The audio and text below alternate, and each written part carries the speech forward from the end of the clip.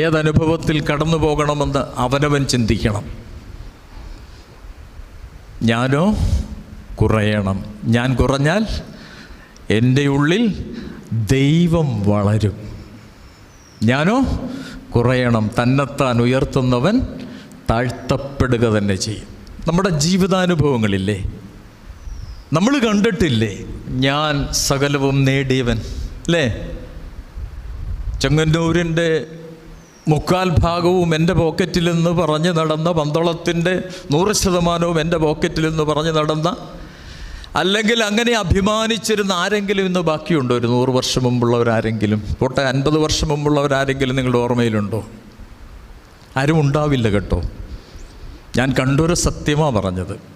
ഒന്നിലും നിഗളിക്കരുത്, ഒന്നിലും അഹങ്കരിക്കരുത്.